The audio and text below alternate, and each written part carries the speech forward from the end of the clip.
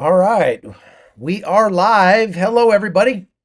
Chuck Holton here, and thank you for watching the Hot Zone. I'm coming to you from Armenia today, and it's probably my last day here. We're going to start heading back to the States tomorrow. But today we got a lot to talk about, and here's what we're going to be talking about. Are enemy governments successfully getting Americans at each other's throats? How are foreign states buying off conservative pundits to quietly destroy the MAGA movement that brought Trump to power? And is there a straight up Russian asset working on President Trump's staff? Yeah, that's right. I'm going to go talk about that. Welcome to the Hot Zone. Thank you for watching. Today, we're talking about something that every American should know about for sure. So please like and share this podcast and make sure you're subscribed as well. And tell us where you're coming in from on the chat so I can see people. It's amazing from all over the world. And you're going to all want to hear what we're talking about today. Now, before we dive in, let me hit you with something practical from our sponsors at Preserve Gold. And you're watching this video because you know the world's getting more chaotic by the minute. Enemy governments are messing with our politics. There's foreign cash flowing into our media. And now even the economy's definitely feeling like a pressure cooker. I mean, it has been for some time. Now, look, I spent 10 years as a stockbroker in Washington, D.C., and I helped people diversify their portfolios in good times and bad times. And I'll tell you this, markets hate instability. And I think if you had to describe what we have right now in one word, it would be instability. So here's what I'm doing and what I've always done during volatile times. I keep a portion of my savings in physical gold and silver, not paper or some crazy crypto, not some tech company that might go down to zero next quarter, but real tangible assets, stuff I can hold in my hand, stuff that doesn't go to zero when the next war flares up or the Fed decides to crush interest rates or whatever. And gold just hit a record high. It's north of $3,300 an ounce right now. And in times like these, it usually doesn't stop there. So I want my finances to reflect real value. And that's why I trust Preserve Gold. The guys are solid. They don't give you any garbage, no gimmicks, no hidden fees. They'll just talk to you and help you understand whether or not gold is right for you. And if it's not, they'll tell you so. So right now they're offering my viewers a free wealth protection guide and up to $15,000 in free gold or silver. I know it's hard to believe, but that's with a qualified purchase. So just text Chuck to 50505. That's down there on the bottom of the screen. Text Chuck and they'll send you that free wealth kit. Or you can go to Preserve Gold. Here's their website right here. And don't wait for the next wave of chaos to hit. Protect what you worked for, and you'll be glad you did. So thank you very much to our sponsors at Preserve Gold. All right, now, before we get into the real topic of today's video, I want to talk to you. I'll just give you an update on what's going on in the war. There's been one barrage of rockets just about an hour ago that was sent by Iran toward Israel. Now, I've been watching the news here last few minutes, and I haven't seen a tremendous amount of.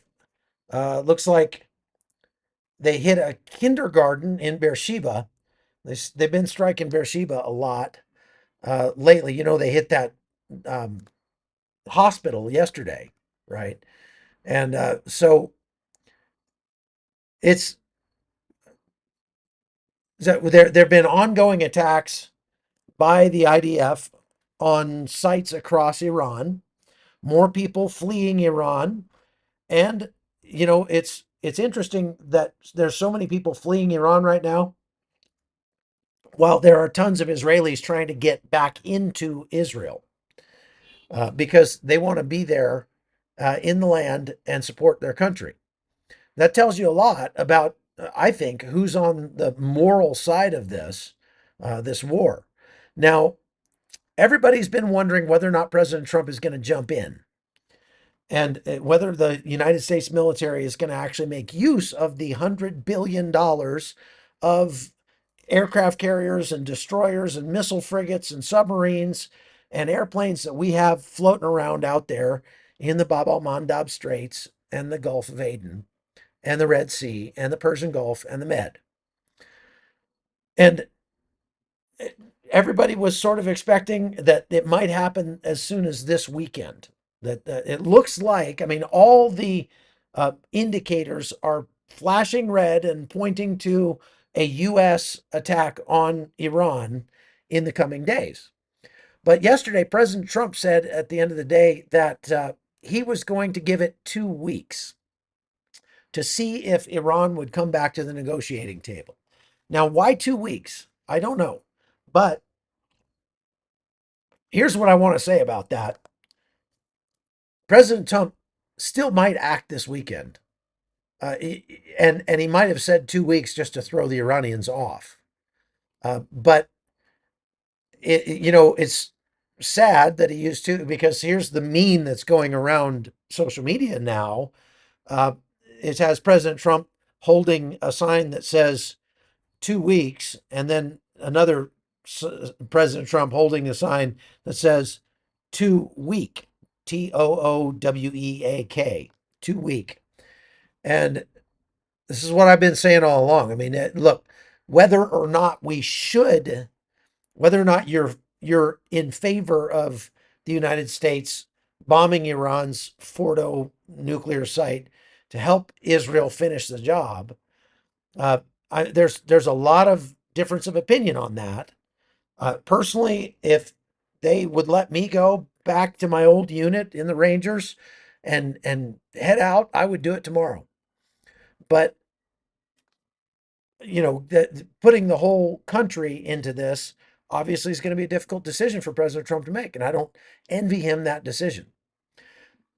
But by continually kicking the can down the road, he does start to look like he's just really hoping against hope that Israel will be able to finish the job without him. And so they won't have to. And that likely save a lot of money from the United States. That $100 billion is floating around the Med. That's $100 billion that's already spent. Okay. It's $100 billion worth of aircraft carriers and aircraft and things like that. So it's not like that's not money invested in America's security. And in reality, we have to maintain those ships, whether or not they're out at sea. So we might as well have them out doing something constructive, right?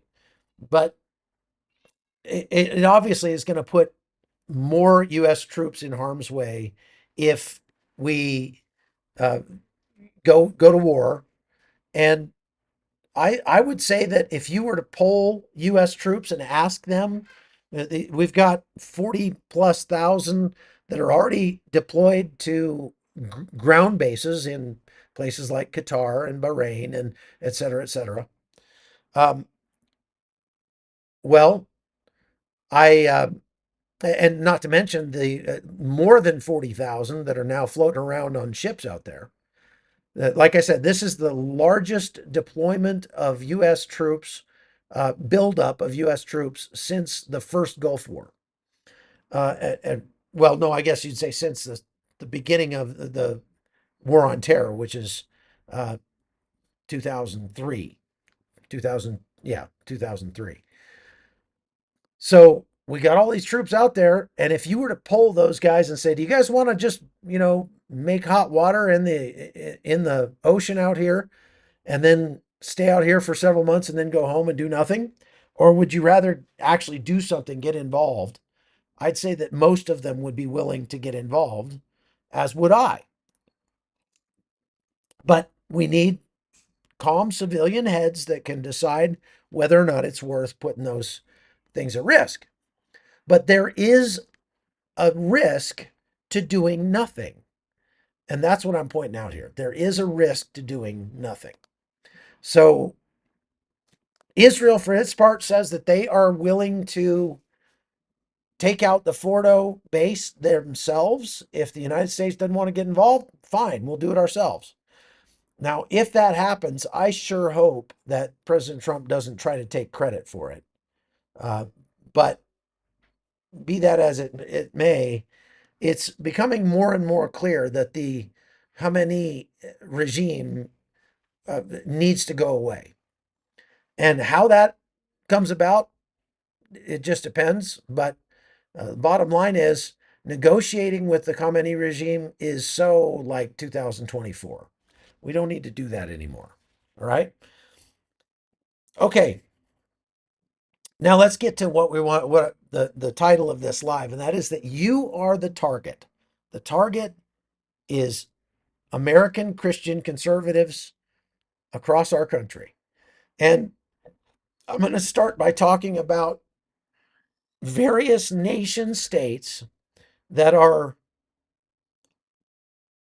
uh, you know, planning, preparing, and executing strategies against the United States and specifically against the MAGA movement. Now, by starting with Qatar, well, I let's just get into it. It's a tiny country. They got a big checkbook, and they've been using it to get into American politics as best they can. Here's what we know. In 2025, Qatar hired a US PR firm called Lumen 8 Advisors, and they did a Foreign Agents Registration Act filing that requires anybody representing a foreign power to disclose what they're doing and how much they're getting paid for it. In this case, Lumen 8, again, an American lobbying firm, was getting $180,000 a month to help, polish the image of Qatar in the United States media, because there are a lot of people like me that have been saying that Qatar is a state sponsor of terror. And, Qatar is not our friend. They're not a trusted partner in any of this. Now, one of the things that Luminate Media was paid to do was to facilitate an interview between Tucker Carlson and Qatar's prime minister. Now, if you go back a few years, Tucker Carlson was, had pretty mainstream views, American views on a lot of things. And many of those things have changed radically in the last few years. Iran is no different. His stance on Iran was that Iran really needs to be destroyed back a few years ago, 2012, something like that. Now he's really saying that, it's a shame that Israel is attacking Iran. What changed? Well, Tucker Carlson went and did this interview with Qatar's prime minister. Now, Carlson did do the interview. It aired back in March. It was extremely flattering to Qatar, got 6 million views, and it was a massive win for Qatar's PR machine. But here's what we don't know. What did Carlson get out of that interview?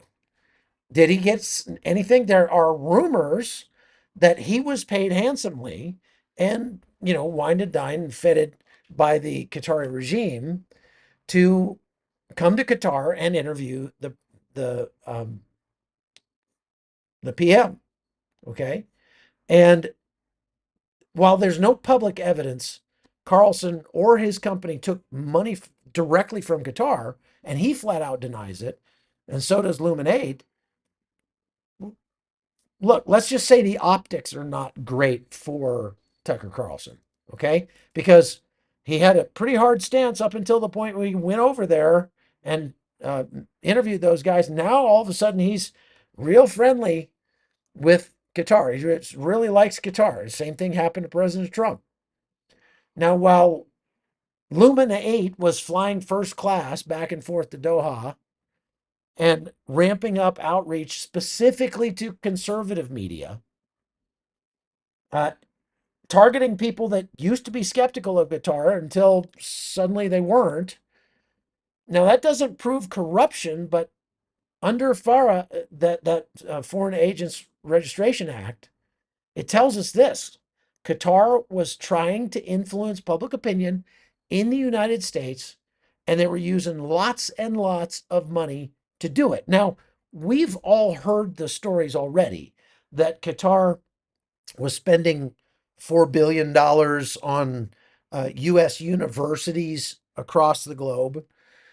But were you aware that Al Jazeera is a state run media outlet for Qatar? And Al Jazeera, back in, I think, 2006, started Al Jazeera English. I actually got contacted by Al Jazeera English and offered a job. And I said, not no, but heck no. And what you'll find is that if you watch Al Jazeera English, it's uh pretty decent journalism. Like, they try real hard to give you a various perspectives, and but you're never going to hear them say anything negative about Qatar. Promise you that. But if you look at the Arabic channel of Al Jazeera, it is full on Muslim Brotherhood, ISIS, Al Qaeda. I mean, it is very, very extremist. And we've seen a lot of that as we've watched them and their reporting out of Gaza over the past 18, 19 months. And to the point where Israel did their best to ban Al Jazeera altogether. And Israel's not the only one. Al Jazeera has been banned in like eight or nine different countries, but it's still allowed in the United States, of course, as is Russia Today and other, state-run media outlets that are basically propaganda arms for their countries. So now throw this in: Carlson Tucker's network reportedly received a big investment at the very beginning from a real rich guy from Pakistan, a real Pak billionaire. Now that's not Qatar, but shows the same pattern, right? Massive wealth funding from outside, from other countries, funding American media. Now, some people would point out, well, hey, Newsmax got a $50 million investment from Qatar when they had their IPO not long ago. But I would say, okay, that's a little different, simply because anybody can buy into an IPO if they're an accredited investor. And Qatar certainly is, right? And so, but there's no editorial control that comes with that. And I can tell you from my own experience working for Newsmax, I have not seen any sense whatsoever from the editorial guys that we're supposed to say nice things about Qatar, or at least refrain from saying anything negative about Qatar. Have not seen that. Now, Do It Martin says Qatar made make all their foreign cash currency and natural gas deposits, the largest deposit on earth, own and run Al Jazeera, have their fingers in even local Western affairs. They seem so brave. Whatever. Um, so again, I don't have a problem with Tucker Carlson having sponsors, but it would be a problem if those sponsors are external countries, foreign countries, who are adversaries at best, enemies at worst of the United States. And if the money that they get from those sponsors is linked to editorial control, as it appears to be, because like I say, Tucker Carlson has dramatically changed his tune in the last several years. I used to like watching Tucker. I can't watch him anymore. Can't do it. He quotes stuff that Colonel McGregor and Scott Ritter and those clowns are doing. You know what Colonel McGregor said yesterday? Colonel McGregor said that Israel is losing this war, and at least a third of Tel Aviv has been destroyed by Iranian missiles. What? Wait, what? Look, Tel Aviv is a city of 4.6 million people. It covers about 600 square miles. It's like two-thirds the size of Rhode Island, just Tel Aviv. And they've had a grand total of like 9 missiles that have struck Tel Aviv in the last week. Now, unless those were nuclear missiles, there's no possible way that a third of Tel Aviv could be destroyed. And man, you've got to tie yourself into some logical knots to try to make a case that Israel is losing this war, because they are absolutely crushing Iran. They've done in Iran what Russia has failed to do in 3 years, Israel has done in a week. And sure, they've taken some licks. They've lost 24 people have been killed so far. There have been strikes, hundreds of people injured inside Israel. The Israelis are obviously not okay with that, but they are more determined than ever to see this thing through to the end and to make sure that they can live in peace without having this genocidal, uh, maniacal, dictatorial nation that's a couple countries over doing everything in their power, spending billions of dollars a year to fund proxies just to be murderous to Israel. And to try to make a case that Israel is losing this war is honestly just mind-boggling to me. But people like Douglas McGregor actually believe that. Now, he hasn't been to Israel, and I have, at least not recently. And I'll be there, back there again next week. And I'll go to Tel Aviv and I'll show you what Tel Aviv looks like. I want to bring you the on the ground truth when I get there.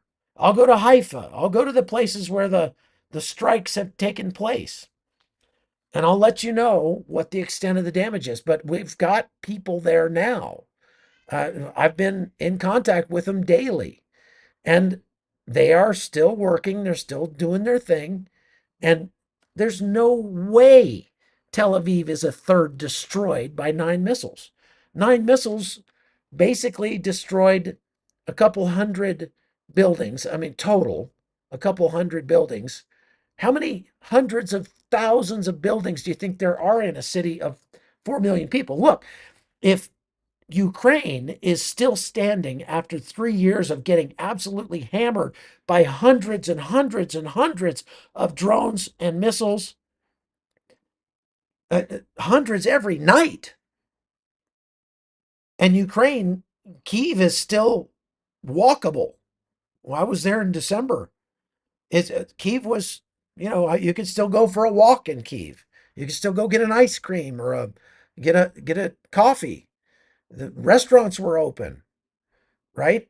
So if after 3 years of pounding by Russia, merciless pounding, and Kyiv doesn't have anything like the Iron Dome system to protect them, but it's also a city of 4 million people, and they're still going. Train stations still running, taxis are still going. People are living their lives. It is really egregious on the part of guys like Colonel McGregor to basically just knowingly lie to people. I mean, he can't be that stupid as to really think that 9 missiles are going to destroy a third of a city of 4 million people. He can't be that dumb. So, and I look, we could go on and on and on. It's Alex Jones and Tucker Carlson and Candace Owens and all these people talking about trying to make a case that, like, October 7th was a false flag, that Israel did it. Give me a break, folks. I was there 2 days after the attack. I was there, and I'll promise you that was no false flag. This is what makes me so crazy, is that when people like that, like Tucker and like Candace Owens and like Douglas McGregor and Scott Ritter, etc., put out this ridiculous information that twists what's going on. I haven't seen Tucker in Iran. I'm sorry, I haven't seen him in Israel. I haven't seen him in Ukraine.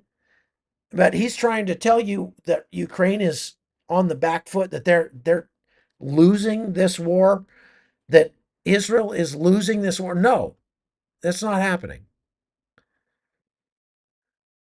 And but what happens is these, thank you, Mark, these adversarial countries like Qatar, like Iran, like Russia, like China, they put their bot farms to work and they amplify those false messages to the extent that they intentionally target the MAGA movement, because the MAGA movement is the most dangerous thing to come along recently for the enemies of America. The true MAGA movement, okay? Now, I want to just go on with it. There's more about Qatar, and I want to point out that it's not just happening in the United States. Qatar is wielding that checkbook all over the planet. And there's, you may have heard of Qatargate in Israel.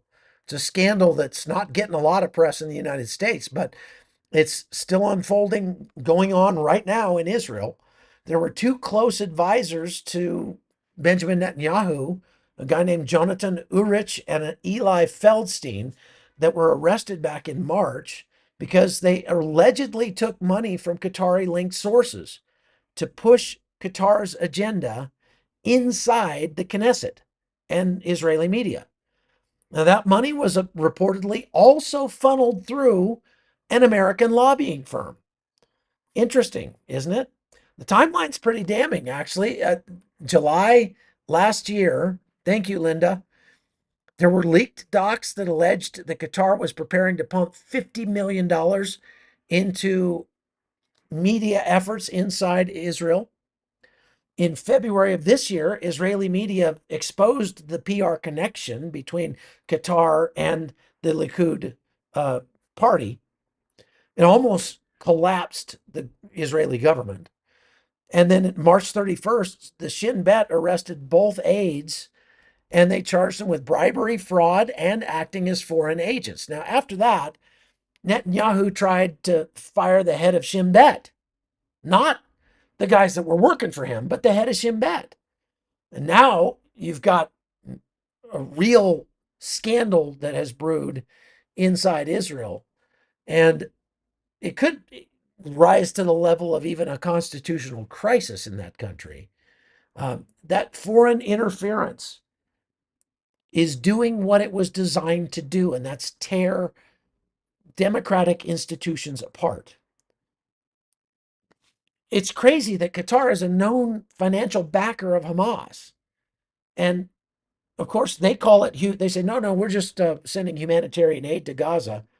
Look, any aid that's going into Gaza that's not being eaten directly by the people, like this Gaza Health Foundation, Gaza Humanitarian Foundation, that's run out of the United States, where those guys have set up 4 distribution points and they're literally handing out 3 million meals a day. That's more meals than there are people in Gaza. So it got a little rocky start, but that Israeli backed, American led idea of giving the food directly to the people so that Hamas can't get it is actually working. We know it's working because Hamas is doing everything they can to stop it. But Qatar giving money to Hamas is there. How do you say in any other way that's not supporting terror? So that foreign money invested in media, political parties, and more really could easily destabilize a democracy. And we need to be on guard against that here in the United States. Thank you, Diana. Good. Or that's Diane Britson. Hi, thank you. Uh, now, here's where I'm probably going to make some people angry. So if I haven't chapped your hide yet, get ready. And I don't mean to. I'm not. I'm not saying this to be inflammatory in any way. I'm not trying to make MAGA people mad at me. I believe in the movement that make America great again. But there's a guy working inside the White House named Sergio Gore. And according to Wikipedia, he's a Republican political consultant. He was born in Malta, is what it says, and graduated from George Washington University. And in 2025, in January, he was appointed as the head of the Presidential Personnel Office under the Trump administration. Now, some people started looking into his background and they found some things that were kind of concerning. Number one is this guy, Sergio Gore, claims to have been born in Malta, but they took his birth date and took it to Malta and asked the Maltese government. The Maltese government said, "We've never heard of this guy. He wasn't born in Malta." And so that's a little sketchy. Then they figured out that his email account that he used through Gmail, sergio.gore@gmail.com, apparently shares the exact same password as several different Russian email accounts that are registered to a guy named Sergei Goryachev. Now, those emails trace back to a guy named Sergei Anatolovich Goryachev, born in Saratov, Russia. He's got a Russian tax ID number, he's got a Russian phone number, and everything else. Now, I'm like, I've heard this name before, Sergei Goryachev. I've heard that before. Then I realized there was a Russian general that was killed in Ukraine back in 2023, but this isn't that guy. It just definitely makes it more confusing. But we know Sergio Gore is a real person and he's really working in the Trump administration. But what is this information that's coming out about him? Now, I was like, at first, I was like, no, that's got to be bunk, because to work in the White House as the right hand man to President Trump, of course, this guy had to have a background check and get a security clearance. But did a little research and actually, no, he doesn't have a security clearance. And so there's let's see if I can show you this. This is a news article in the New York Post about Sergei Gore. It says powerful Trump aide who's in charge of vetting thousands of staffers still hasn't fully vetted himself. And it says down here that he has not gotten a security clearance yet because he hasn't turned in the form that's required to start the process. It's about 100 pages long. I used to have a security clearance a long time ago, and it's very extensive. But this guy, sitting at the right hand of President Trump, does not have a security clearance. But yet, he's the guy who's vetting up to 4,000 other people who work for the Trump administration. There's a there's something sketchy about that. There's something wrong with that picture. Do you agree? I mean, maybe I'm just overthinking this. Tell me what you think. Do you think that's a problem? So, technically, there's no formal security clearance that's required. And even if it was, President Trump could waive all the requirements and just say, yeah, give him a security clearance. He's good. But he doesn't have one. He doesn't have a security clearance. So it raises, very real question. Is there a foreign national from Russia that's sitting in the White House, influencing White House hiring right now, and maybe whispering in President Trump's ear? But I don't know. Somebody ought to track that down and find out. Now, we know Russia has been engaged in asymmetric warfare for a long, long time.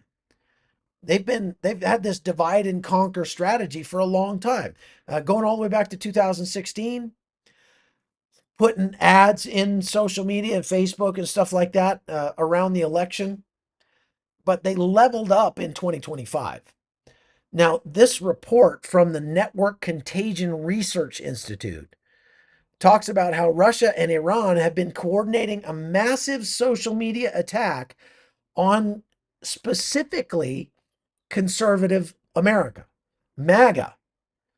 There are more than 675,000 accounts, bot farms that are portraying themselves as MAGA accounts on Twitter and Facebook and everywhere else, TikTok.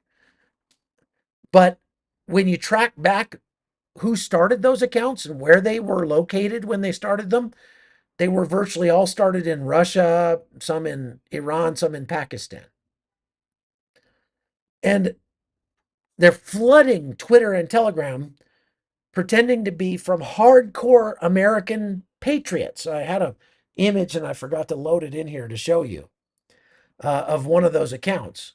And it's like Red Pill Media or something is what it's called. And Red Pill Media, somebody tracked down, did a trace route on where that account started. It came from Pakistan. Now, I'll show you this. I posted this entire report over at chuckholton.com. And folks, if you're not a member at chuckholton.com, you should be, because you get lots of extra content over there. And we're putting up more stuff all the time, every day. There's extra news coming over there, videos I can't show you on YouTube, and more. You can become a paying supporter and support our work here on YouTube if you like, through the super chats, the super thanks, etc. But it's better if you do it over on chuckholton.com, because that helps to kind of future proof us against YouTube. And I highly recommend that you go over there and check that out. Now, let me see. I've got an image of this. This is the report, okay? It's called False Flags and Fake MAGA, How Foreign and Inauthentic Networks Use Fake Speech to Destabilize the Right from Within. Now, this report is packed with evidence. Going back June 18th, 2025 is when this came out, and it reveals coordinated bot-driven campaigns, not here, not just sort of ad hoc, but coordinated campaigns from Russia and Iran infiltrating right-wing MAGA spaces via fake accounts and posing as MAGA supporters. Then these networks push false flag narratives like, oh, October 7th was a false flag. They blame true crises like the Trump assassination attempt on conspiracies, and do everything they can to sow confusion and distrust, not just between MAGA people and their government, but between MAGA people and other MAGA people. They leverage these influential right-wing voices like Jackson Hinkle and Tucker Carlson and people like that, backed by inauthentic amplification farms is what they call these things, and then inject foreign sponsored content into actual conservative discourse on social media. And if you're on Twitter, I guarantee you have seen content from these bot farms and thought that it was the real thing. Maybe like myself, I went back and looked at the list of some of the more well-known ones, and I'm like, I've retweeted stuff from that guy before. Huh. And I tell you what, it makes you have to be very, very careful about what you believe that you read on social media. Now, between May 1st and June 10th, there were over 600,000 posts like that garnered over 4 million interactions and had spikes following major incidents. The ultimate goal of these bot farms is to destabilize the MAGA base and undermine institutional trust in the US government and manipulate the political dynamics in the United States by blending real and fake voices together so that you can't tell the difference between the two. All right? And that is a huge problem. They want to fracture the base that supports President Trump. They want to make patriots look like lunatics. They want to discredit people that are like me. I mean, every time I report anything negative about Russia, we get those same Russian bots showing up and posting in the chat and in the comments on these videos. And I have to send my people back through after the video's over and just delete, delete, delete, delete, delete, delete. We get sometimes hundreds of comments from Russian bots. And it's hard to tell, honestly, sometimes if it's a Russian bot or not. But I'll tell you what, if what you're posting on my comments looks like a Russian bot or, is similar to what is being posted by Russian bots, yours is going to get deleted too. So I'm not playing that game. They use AI to make it sound more human and to change it up. It's not just boilerplate, copy paste content. They actually have AI that just has been trained with a particular worldview, go out and make posts, and you would think that they were just normal people. And the message is clear. If they can't beat America militarily, they're going to do everything they can to corrupt it and destroy it from the inside. Now, China does the same thing. They've funneled over $1 billion into U.S. universities, not as much as Qatar, but that's plenty. They fund these Confucius institutes on campuses. My friend Michael Yan has gone around to many of these Confucius institutes and documented them on campuses, not just in the United States, but around the world. And the Confucius Institute is based, the whole point of it is to push sort of sanitized Chinese culture while suppressing any negative discussion about China or any talk at all about Taiwan or Tiananmen Square or anything like that. China has gone so far as to hire TikTok influencers to polish Beijing's image and create fake local news sites in the United States to try to amplify CCP talking points. And it's easy to find. They don't really even try to hide it because they're taking advantage of the freedom, the First Amendment freedom that we have in the United States, and they are using it against us. They're weaponizing our own freedom against us. And so you ask, like, what can we do about that? Well, we can punch back. I mean, up until just recently, the United States had a soft power arm too. That's what this is. I mean, this is just soft power. If Qatar, obviously, they're not going to come, let's say, send terrorists to blow things up in the U.S. So they're going to try to influence the U.S. with a carrot rather than a stick. That's called soft power. And to be fair, all countries do it. The United States, up until recently, did it. They spent $800 million a year on the Voice of America, Radio Free Europe, and other stations that broadcast U.S. ideals around the globe. They just got cut by the Trump administration. And I'm not necessarily saying that's a bad thing because we know that there were tons of USAID projects that were actually harming America or doing absolutely no good whatsoever, even harming the people that were getting the money. And so, we definitely need to take a hard look at those things. But suffice it to say, American soft power has diminished dramatically since the Trump administration took office because they just shut everything down. Some of those programs were doing good for America. They were helpful to America. And I get it. We got to do a good audit of all the things, and then he'll probably turn some of that stuff back on. That's fine. But when the United States disappears from the world stage in terms of soft power, Guess who steps in to fill the void? Russia, China, Iran, etc. And they are stepping up and saying, oh, we'll pick up that contract. You know, that contract that USAID was funding, we'll pick that up. But see, they're doing it for a very different reason. When the United States uses soft power, it should be to foment democracy around the world, to take American ideals of freedom and opportunity and spread them around the globe because it makes the whole world safer. That's what soft power should be for. Russia and China and Iran and Qatar are using their soft power to try to destroy America. That's the difference. So this isn't a red versus blue sort of issue. This is a national security issue for all of us in the United States and other places around the world. I mean, look at South Africa, the ANC, heavily funded by Iran.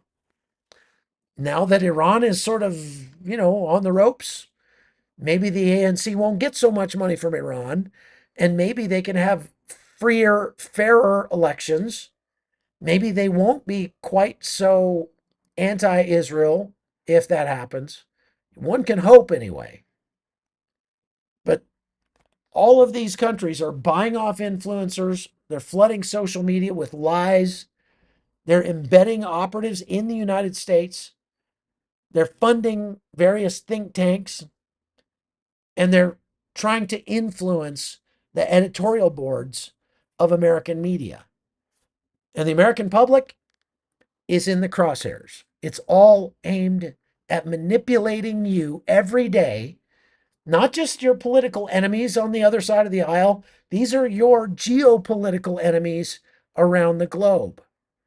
The enemies of America are trying to destroy the MAGA movement. I can't say it any more plainly than that.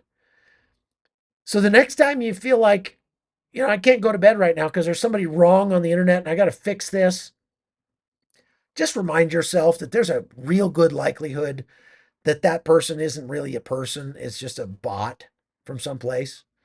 Because who benefits if I get angry? Ask yourself that. Who benefits? If it makes me angry, I lose sleep. Well, it's not me. I'm not benefiting from that. So I need to learn to counter this stuff every way we can.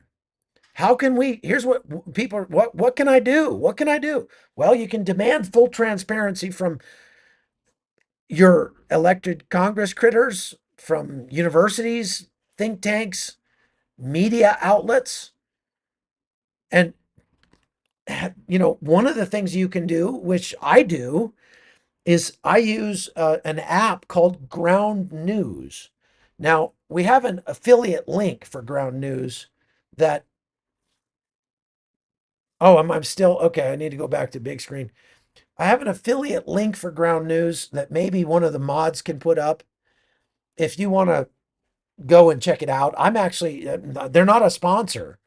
I'm a paying customer of Ground News because one of the things they do is you go watch the news on their app and it tells you who's behind each of those outlets, who's funding them. And it tells you if they trend right or trend left or, how accurate their reporting is. It's actually a really good app. So I would recommend that if you want to get smarter at which media you're consuming, or at least so that you can understand that, well, I'm going to take that one with a grain of salt because that's Russian state media or Chinese state media or Iranian state media or Qatari state media. Question where your media is coming from. And, bottom line is, what you can do to help more people understand that this is a problem? Share this video, subscribe to this channel, go over to chuckholton.com and become a subscriber over there. Join this movement. The Hot Zone is more than just a news outlet. What we do is we try to leverage modern technology to allow you to actually do something about the bad news that's happening around the globe. Because, it's really depressing to sit there and watch all this bad news, all this wars and disasters and rumors of wars everywhere around the world, and to feel like you're completely helpless to do anything about it. Well, with the hot zone, you're not helpless to do anything about it. We give you the opportunity to do something about the bad things that are happening around the world. So when I go to Israel, for example, I ran across a lady at a hotel. She was at a small sort of, low class hotel in Tiberias, and I it was the only place that had any availability because the other better hotels were all full of refugees. So I went there and talking to her about if she had a room, and she's like, "I got the whole hotel's open because I after the war started, we've just been crushed, and this is my only source of income." And so, on my live that night, I mentioned that lady to you guys, and you guys just spontaneously raised enough money to rent her entire hotel for a week. All She only had like 8 rooms, well over $1,000 for her. And I went and presented that money to her, and she was just in tears. She was so grateful that people like you would reach through the technology, through YouTube Live, and actually reach out to somebody you don't know and fix her problem, at least for the time being. Help get her back on her feet. That's what we do here at the Hot Zone.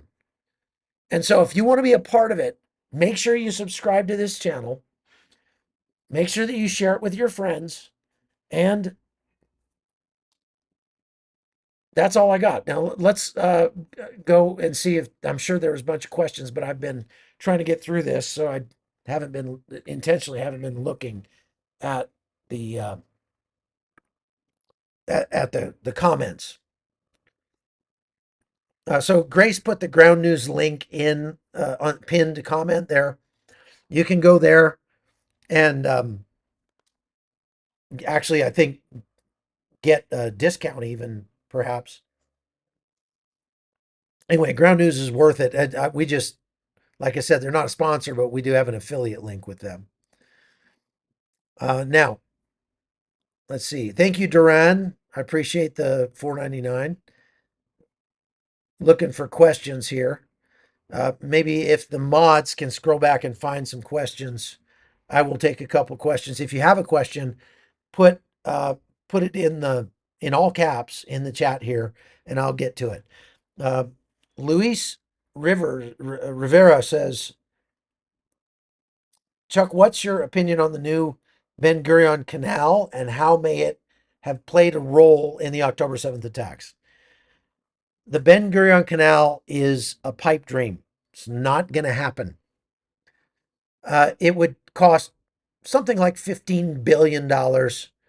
And the assertion that the Ben Gurion Canal, that the only reason October 7th took place was because it was a false flag, so that would give Israel an excuse to invade Gaza and genocide all the Gazans so that they can put this canal right through Gaza, is just patently ridiculous on its face.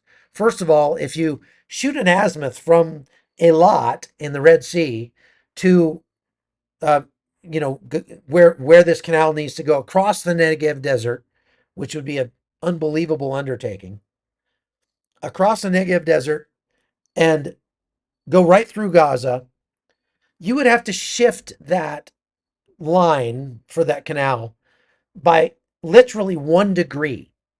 And instead, the canal would go through Ashdod, an Israeli city just north of Gaza. Gaza's not that big. If they're going to build a canal, they don't need to build a canal through Gaza. They could easily just build it right through the existing port, which would be smart, in Ashdod. And it's ridiculous to try to say they're genociding the Palestinians, because there's more Palestinians now than there was at the beginning of the war in Gaza. They've been having lots of babies because they don't have TV. There's not a lot to do right now. So it's and look, there's no indications that I've seen. I've been to a lot. I've been through the Negev. I've driven all around out there. I don't see any indication whatsoever that they are building a canal or even planning one. And nobody in Israel is talking about that. That's something that those people like Douglas McGregor, they're talking about that. But I promise you, look, I would challenge any of those people. Come to Israel and show me where it's happening. Because you can't. Because it's not. It's not happening. All right. Now, Luis says, okay, so he asked that question twice. What about foreign money from Azerbaijan as a bribe to Israeli politicians to support arms sales used to kill thousands and displace 150,000 Armenians in Artsakh? Is it kosher money in Israel? Well, I'm not sure there's bribe money being paid to Israeli politicians, but there's a lot of business being done between Israel and Azerbaijan. And let me just say, that is a real shame because you're right. Azerbaijan is using Israeli technology to bomb and kill Armenian Christian civilians in Armenia. There was another skirmish today where Azeri forces just randomly opened fire on an Armenian village just across the border. And they show pictures of the houses that got shot up and things like that. And Israel has been supporting Azerbaijan throughout this. And I think if I have to look, as much as I wish Israel was just smart enough and moral enough to say, yeah, Azerbaijan has oil that we need, but they're not a good, their leadership is not, they're not good people. And what they've done to Armenia is patently immoral. And so we're going to take a moral stand and we're not going to have anything to do with Azerbaijan. That's what I would like to see happen from Israel, but that's not what's happening. And it's unfortunate. There's certainly, I don't have any problem calling Israel out when I see something that's wrong about that. Israel, look, there's a small group of Israelis that put up a monument to the Armenian genocide in Haifa. But the Israeli government has never officially recognized the Armenian genocide by the Turks. And my question is, why not? They totally should. They should have by now. I think part of the reason is because there's some friction between the Armenians that live in Jerusalem. There's a pretty sizable Armenian community in the old city of Jerusalem. They have a quarter of the city, the Armenian quarter. And those guys tend to identify more with the Palestinians than they do with the Jews. And for that reason, the Jews kind of don't like the Armenians a whole lot. And so it's not so much about them being against the nation of Armenia over here, where I am. It's more about them just getting sideways with the Armenians in the old city of Jerusalem. Now, I mean so there's that. But it also goes the other way too. Armenia has not, they actually last year recognized Palestine as a nation. Okay, so maybe you could call that tit for tat, but it's just as wrong. Palestine is not a nation. And when you recognize Palestine as a nation, what you're saying is that Israel shouldn't exist because that's the nation Palestine wants. And so that's wrong too. And the Armenians should not have done that. Question: could Iran assemble and deliver a dirty nuke with the material they have now? Could, I mean, there's a non-zero chance they could, yes. Would they, is it likely? No, it's not likely. But as I reported yesterday, they've lost over 400 kilograms of highly enriched uranium, and nobody knows where it is now. That is a major problem, without a doubt. Now, some people have been saying, "Oh, can they just pack it into a missile and fire it at Israel?"